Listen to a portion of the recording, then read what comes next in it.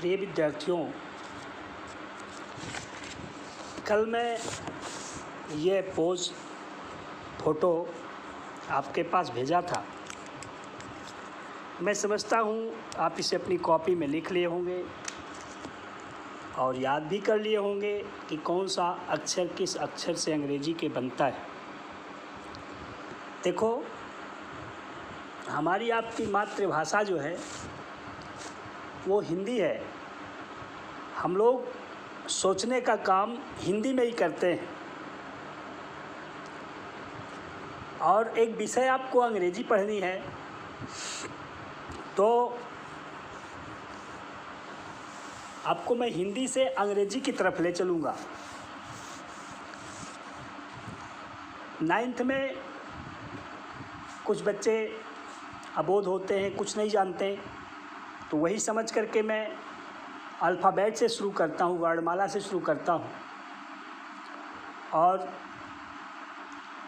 कहीं अगर अंग्रेजी लिखी गई हो उसे कैसे पढ़ा जाएगा या हिंदी के किसी शब्द को अंग्रेजी में आप कैसे लिखोगे, ये चीज़ मैं आपको पहले समझाऊंगा। उसके बाद फिर कुछ पढ़ाया जाएगा। पढ़ाना बहुत कुछ है। जिसको ये चीज़ पता है वो ये ध्यान दे कि कुछ बातें इसमें आपको बताई जाएंगी जो आप ना जानते हो, उसको भी देखिए। सबसे पहली बात तो आप ये जानिए कि भाषाएं जितनी भी होती हैं, जैसे हिंदी, अंग्रेजी, उर्दू, इनमें वर्णमालाएं होती हैं। वर्णमाला जिसे अंग्रेजी में अल्फ़ाबेट कहा जाता है। यहाँ आपको हमको हिंदी से अंग्रेजी की तरफ बढ़ना है, इसलिए हिंदी वर्णमाला का भी ज्ञान होना चाहिए और अंग्रेजी वर्णमाला का भी ज्ञान होना चाहिए। कोई भी वर्णमाला होती है जो, जैसे हम आप हिंदी और अंग्रेजी भाषा के बारे में जानते हैं। भाषा में वर्णमाला के दो भाग होते हैं, स्वर और व्यंजन। जैसे अंग्रेजी की वर्णमाला जो है वो ए से लेकर के जेड तक है, ठीक। 26 अक्षर है इसमें, जिसमें केवल 5 स्वर हैं, ए, ई, आई, ओ, यू। और हिंदी वर्णमाला जो है वो तो अंग्रेजी वर्णमाला की बात थी कि केवल 5 स्वर थे, ए, ई, आई, ओ, यू। जो हिंदी वर्णमाला है उसमें देखो आ से लेकर के ज्ञा तक इतने वर्ण हैं, इतने अक्षर हैं। इसमें भी 2 भाग होगा, स्वर और व्यंजन। तो हिंदी वर्णमाला में आ से लेकर के अह तक ये स्वर है। हिंदी वर्णमाला में आ से लेकर के अह तक ये स्वर हैं, बाकी का से लेकर के ज्ञा तक ये व्यंजन है। आपको जानना चाहिए।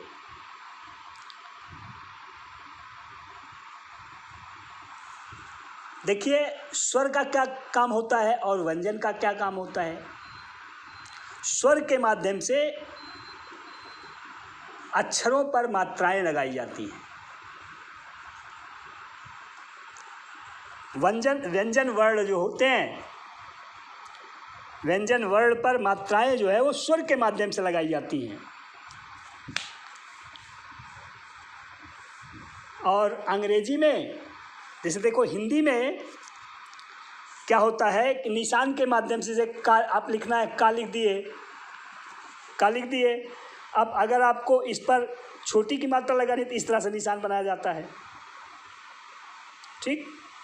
बड़ी की मात्रा लगानी है तो इस तरह से निशान लगाया जाता है। छोटा ऊ की मात्रा लगानी है तो इस तरह से निशान लगाया जाता है। बड़ा ऊ की मात्रा, मतलब हिंदी की मात्राएं जो होती हैं वो निशान से लगाई जाती हैं। इन सभी वर्णों का जो स्वर वर्ण हैं हिंदी अल्फ़ाबेट में, हिंदी वर्णमाला में जो स्वर वर्ण हैं, इन सब का एक निशान होता है, ठीक। लेकिन अंग्रेजी वर्णमाला में जो मात्राएं हैं, स्वर हैं, वो निशान उनका नहीं होता है, बस उनको लिख दिया जाता है। जैसे का पर छोटी की मात्रा की लिखना है आपको, तो पहले का लिख देंगे, का की अंग्रेजी होती है के, ठीक।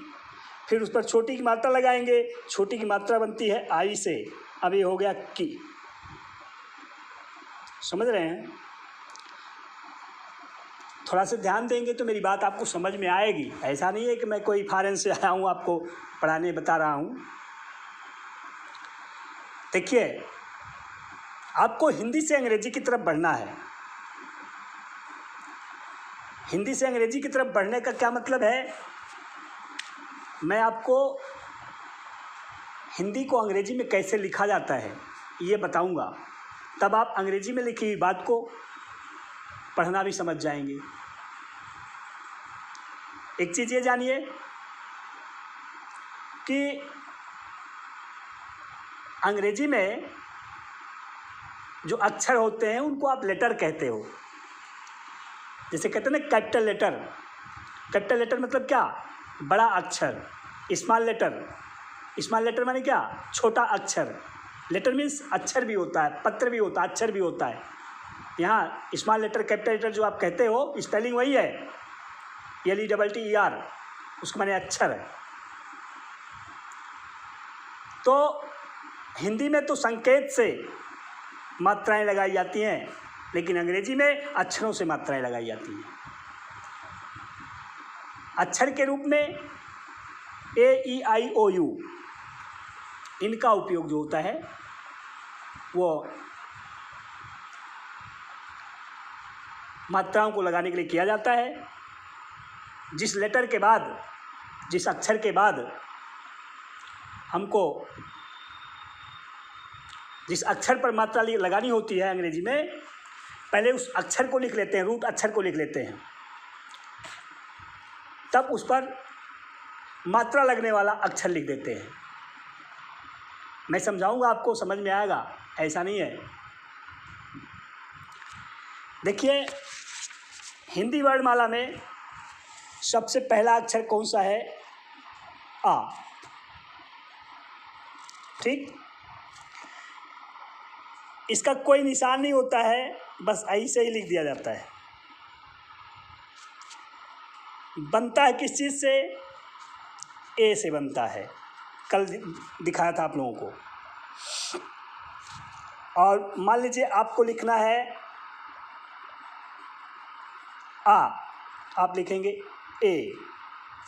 लेकिन अगर आपको लिखना है पा, आप लिखेंगे PA। आपको लिखना है गा, तो आप लिखेंगे GA, ठीक। क्यों? यहाँ ए क्यों लगाया जा रहा है? क्योंकि ये बिना मात्रा के हैं। ये गा बिना मात्रा का है, पा बिना मात्रा के है, और बिना मात्रा के। अब जैसे देखो, ये देखो, यहाँ कोई मात्रा नहीं लगी है, इसका छोटा का कोई निशान नहीं होता है, छोटा का कोई निशान नहीं होता है, इसे ऐसे लिख दिया जाता है, ठीक। आप इसी पर ऐसे लिख दीजिए रा, आप इसी पर ऐसे करके लिख दीजिए का, आप इसी पर ऐसे करके लिख दीजिए गा, आप इसी पर ऐसे करके लिख दीजिए घा, इसी पर करके ऐसे लिख दीजिए चा। तो ये चीज़ आप लिखोगे, ठीक। लेकिन ये जो आ का भाव है, जब अकेले कहीं भी लिखोगे कोई अक्षर, यहाँ देखो मैं कहीं नहीं लिखा हूँ, किसी के साथ ए नहीं लगाया हूँ। इसमें देखो मैं किसी के साथ ए लगाया हूँ, डी के साथ देखो नहीं लगाया हूँ, गा के लिए जी, ए नहीं लिखा हूँ, क्योंकि यहाँ ये नहीं लगाने की ज़रूरत है। जब कहीं अकेले अक्षर, कोई एक अक्षर, कोई एक लेटर हिंदी का, व्यंजन वर्ण, स्वर नहीं, व्यंजन वर्ण अकेले कहीं लिखा जाता है, तो उसके लिए हम ए लगा देते हैं। का लिखना है तो के ए लिख देंगे, घा लिखना है तो जी एच ए लिखेंगे, चा लिखना है तो सी एच ए लिखेंगे। समझे? अब देखो, इसके बाद आप इस चीज़ को नोट करते चलेंगे नियम नंबर 1 के रूप में। ऐसे लिखते हैं नियम नंबर 1, ठीक? लिखेंगे जब कभी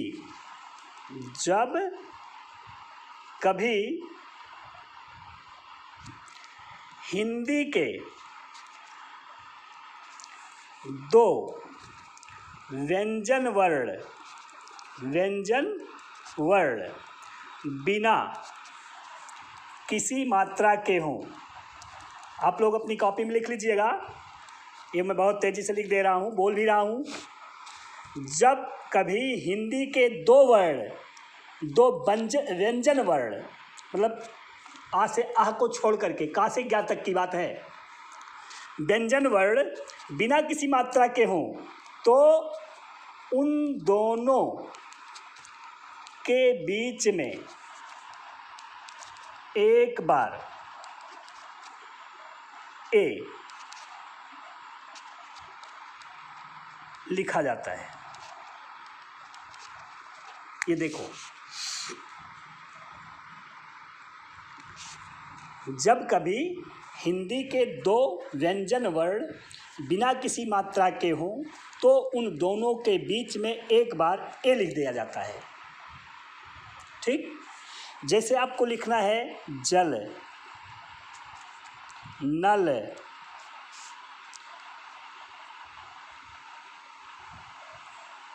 कर, घर, दल। इस तरह से देखो, ये व्यंजन वर्ण है दोनों, जा और ला बिना मात्रा के हैं, तो आपको यहाँ बीच में एक बार ए लगा देना पड़ेगा। पहले जा लिखो, तब ए लिख करके तब ला लिखो। जा की अंग्रेजी क्या होती है? जे, फिर ए लगा दो और ला की अंग्रेजी एल। ये हो गया जल। नल लिखना है तो यन, ना के लिए एन, फिर ए और एल, नल। कर लिखना है तो के ए आर, कर। घर लिखना है तो पहले घा लिखो, जी एच ए आर, घर। दल लिखना है तो डी ए एल। समझ रहे हैं? और कोई भी इस तरह से हो, जो धन लिखना है, धन, पहले धा लिखेंगे डी एच ए एन, ये हो गया धन। बात समझे? अब देखो, इसके बाद मैं आशा करता हूं कि आप लोग ऐसे दो व्यंजन वर्णों वाले शब्द को आराम से लिख लेंगे, ठीक? और देखो, अब एक चीज़ ये है कि जैसे लिखना है इन, तो इसमें यहाँ ए नहीं लगेगा। क्यों नहीं लगेगा? क्यों नहीं लगेगा? क्योंकि ये दोनों व्यंजन वर्ण नहीं है, ये तो स्वर है, ये व्यंजन है। स्वर अगर रहेगा तब ए लगाने की जरूरत नहीं होती है, आप ऐसे इन लिख देते हैं, आई एन, ठीक है? ये ध्यान दीजिएगा, जब दो व्यंजन वर्ण बिना मात्रा के होंगे तब आपको दोनों के बीच में ए लगाना पड़ता है। ये बात समझ गए? अब दूसरी बात देखो, नियम नंबर 2 लिख लो। नियम नंबर 2, इसमें लिखो जब कभी हिंदी के कोई 3 व्यंजन वर्ण बिना मात्रा के पाए जाएं, जब कभी हिंदी के कोई 3 व्यंजन वर्ण, यहाँ तो अभी 2 देखे थे ना, अब 3 वाला देखो। 3 व्यंजन वर्ण बिना मात्रा के पाए जाएं तो उनमें हम केवल पहले और दूसरे वर्ण के बाद दोनों जगह ए लगा देते हैं। ये ध्यान दो, शुरुआत में किया हूँ आपको अंग्रेजी पढ़ाने की। आप लोग ध्यान से सुने मेरी बात को, छोटी छोटी बात ऐसे डेली बताऊंगा। अभी आज मैं आपको ये चीज़ शुरू किया हूँ। ये चैप्टर चलेगा कम से कम 5 दिन, 3-4 दिन तो ज़रूर चलेगा। तब आप लिखी हुई अंग्रेजी को पढ़ सकते हैं या हिंदी के शब्दों को अंग्रेजी में लिख सकते हैं। हाँ, एक चीज़ ये ध्यान दीजिएगा कि ये अंग्रेजी है। अंग्रेजी ऐसी विषय है बेटा जिसमें कोई भी नियम अपने में पूर्ण नहीं होता है, ये जाने रहना। अंग्रेजी में कोई भी नियम ऐसा नहीं है जो अपने में बिल्कुल पूर्ण हो, सबके अपवाद होते हैं। मैं आपको बताऊंगा, दिखाऊंगा। अब शुरू किया हूँ पढ़ाना, धीरे धीरे बहुत बड़ी बड़ी चीज़ें बताऊंगा। ये तो बहुत छोटी सी चीज़ है, शुरुआत है, बिगनिंग है, कक्षा 1, 2, 3 की बात है। 2 के बच्चों को ये चीज़ पढ़ाई जाती है। लेकिन अपने यहाँ इस इलाके में, इस एरिया में कुछ विद्यालय ऐसे हैं जहाँ कक्षा 8 तक लोगों को ऐसे पास करते चले जाते हैं। लोग नाम नहीं लिखना जानते, अपना एड्रेस नहीं लिख पाते हैं। इसलिए मैं इस चीज़ को पढ़ा रहा हूँ आपको। कोशिश करोगे तो अंग्रेजी लिखना और पढ़ना समझ जाओगे। बाकी अंग्रेजी में अपवाद बहुत हैं। मेरे द्वारा बताई हुई कोई भी बात पूर्ण रूप से सत्य नहीं हो सकती है अंग्रेजी में, ये जाने रहिएगा। तो अब यहाँ मैं क्या बता रहा था कि 2 वर्ड वाले क्या करते हैं, 3 वर्ड वाले होने पर क्या करते हैं। 2 वर्ड वालों में देखा आपने, 3 वर्ड वालों में देखिए। जब कभी हिंदी के कोई 3 व्यंजन वर्ण बिना मात्रा के पाए जाएं तो उनमें हम केवल पहले और दूसरे वर्ण के बाद 2 जगह ए लगा देते हैं। ठीक, जैसे देखो कहा जाए कमल, नमक, चमक, लहन, शहर, इस तरह से। इसे कमल लिखना है, देखो 3 व्यंजन वर्ण हैं, ये तीनों बिना मात्रा के हैं। तो पहले वाले के बाद और दूसरे वाले के बाद 2 जगह आपको ए लगाना है। पहले का लिखेंगे के, फिर ए लगा देंगे, फिर मा लिखेंगे यम, फिर ए लगा देंगे और ला लिख देंगे यल, हो गया कमल। नमक लिखना है तो लिखेंगे एन ए यम ए के, हो गया नमक।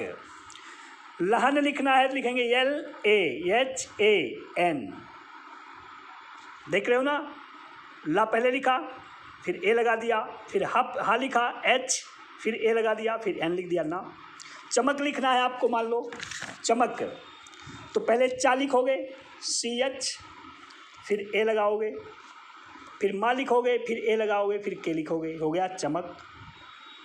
शहर लिखना है, पहले बड़ा सा लिखोगे एस एच, फिर ए लिखोगे, फिर हा लिखोगे, फिर ए आर, ये हो गया शहर। एक चीज़ ये जानो कि हिंदी में आधा अक्षर भी होता है और पूरा अक्षर भी होता है, ठीक। लेकिन अंग्रेजी में आधा और पूरा कुछ नहीं होता है। आपको आधा अक्षर लिखना तब भी ये पूरा अक्षर लिखना पड़ेगा। हिंदी का कोई आधा अक्षर लिखना है तब भी आपको ये पूरा लिखना पड़ेगा। जैसे आधा गा लिखना है, आधा गा, ऐसा नहीं कि जी ऐसे बना दो, बस काम खत्म हो गया, आधा गा हो गया। आपको पूरा जी लिखना पड़ेगा, ठीक है। आधा बड़ा सा लिखना है, तो ऐसा नहीं कि आप आधा लिख दें, ये पूरा तो एस एच से बनता है ना, ऐसा नहीं कि इसे लिख दें बस सही हो गया। आपको एस एच पूरा लिखना पड़ेगा, समझ रहे हैं? ये चीज़ ध्यान दीजिएगा। जैसे आधा पा लिखना है, आधा पा, तो आप पूरा पा लिखेंगे अंग्रेजी में पी। हिंदी में आधा और पूरा होता है, लेकिन अंग्रेजी में ऐसा नहीं होता है, पूरा अक्षर लिखा जाता है। हिंदी में मात्राएं जो होती हैं, देखो हिंदी में मात्राएं अक्षर के पहले भी लगाई जाती हैं। जैसे आपको लिखना है किला, तो पहले देखो सबसे पहले छोटी मात्रा शुरू हो गई, शुरुआत यहीं से हो गई ना। लेकिन आप ऐसा नहीं करेंगे, आप लिखेंगे पहले का लिखेंगे, तब उस पर छोटी की मात्रा लगाएंगे आई, तब ला लिखेंगे और तब उस पर मात्रा लगाएंगे, समझे? ये अभी बाद में बताऊंगा, अभी तो मैं शुरुआत किया हूँ छोटी छोटी बात। 2 अक्षर का रहेगा तब क्या करेंगे, 3 अक्षर का रहेगा तब क्या करेंगे, ये चीज़ बता दिया आपको, ठीक है। अब ये देखो कि जब 4 व्यंजन वर्ण, लगातार 4 व्यंजन वर्ण बिना मात्रा के रहेंगे, तब आप क्या करोगे। ऐसा भी हो सकता है कि लगातार 4 व्यंजन वर्ण जो है वो बिना मात्रा के पाए जाएं, हैं, तब आप क्या करोगे? देखिए अब आप लिखो नियम नंबर 3, नियम नंबर 3, ये बिना मात्रा की बात रही सब। इसमें आप लिखो यदि कभी हिंदी के 4 व्यंजन वर्ण बिना मात्रा के पाए जाएं, तो उन्हें हम 2-2 वर्णों का 2 भाग बना लेते हैं, 2 भाग बना लेते हैं, और नियम नंबर 1 के अनुसार उनको अंग्रेजी में लिख देते हैं। नियम नंबर मतलब जब 4 वर्ण रहेंगे तब क्या करोगे। जैसे देखो कटहल, कटहल, सरपत, बरगद, शलजम, चमचम, दमदम, इस तरह से। ये देखो 4 व्यंजन वर्ण जो हैं वो बिना मात्रा के पाए जा रहे हैं। तब आप क्या करिए कि 2-2 का, 2 को 1 कर ली, 2 1 में, ये देखो 2 1 में, 2 1 में, ऐसे कर लो, 2 1 में, 2 1 में, ठीक है। ऐसे ही जैसे मैं काट दे रहा हूँ आप काटिएगा नहीं, समझने की बात बता रहा हूँ। उसके बाद नियम नंबर 1 के अनुसार, नियम नंबर 1 में क्या बताया गया कि अगर 2 व्यंजन वर्ण लगातार बिना मात्रा के हों तो उनके बीच में ए लगा दिया जाता है। आप लिख दीजिए KAT, कट हो गया। अब हल के लिए HAL, कटहल हो गया। ये सरपत लिखना है SAR और PAT, सरपत हो गया। शलजम लिखना है बड़ा सा के लिए, बड़ा सा के लिए SHAL, जा के लिए JAM, जम हो गया, शलजम। दमदम लिखना है तो DAM, दमदम हो गया, समझे। चमचम लिखना है तो CHAM, फिर CHAM, चमचम। बरगद लिखना है तो BARGAD, बरगद हो गया। इस तरह से आप लोग 2 व्यंजन वर्ण बिना मात्रा के हो तब क्या करेंगे, 3 व्यंजन वर्ण बिना मात्रा के हो तब क्या करेंगे, 4 व्यंजन वर्ण बिना मात्रा के हो तब क्या करेंगे। ये चीज़ इस वीडियो में मैं आपको बताया। अब अगली वीडियो में मैं आपको छोटा आ का ये काम खत्म हो गया। जो ये छोटा था, कहाँ ए लगाया जाता, कहाँ ए नहीं लगाया जाता, ये चीज़ ऐसे आप बना लीजिए अपनी कॉपी में जैसे मैं बनाया हूँ, ठीक है। और इस तरह से बना करके नियम लिखिए, इसका उदाहरण 2-4 लिख लीजिए, फिर दूसरा नियम लिखिए, फिर उसका उदाहरण लिख लीजिए, तीसरा नियम लिखिए, फिर उसका उदाहरण लिख लीजिए। अब इसके बाद छोटा आ का काम खत्म हो गया। अब मैं आपको बड़ा आ पर ले चलूँगा। बड़ा आ की मात्रा कैसे लगती है, वो किससे बनता है, पता चलेगा कि बड़ा आ जो है वो देखो सिंगल ए से बनता है और डबल ए से बनता है। मैं आपको नियम बताऊंगा कि कहाँ आप सिंगल ए लगाएंगे, कहाँ डबल ए लगाएंगे। लेकिन अब आज ये वीडियो बहुत बड़ी हो जा रही है, यहीं पर समाप्त कर देता हूँ। अगली वीडियो में मुलाकात होगी। धन्यवाद।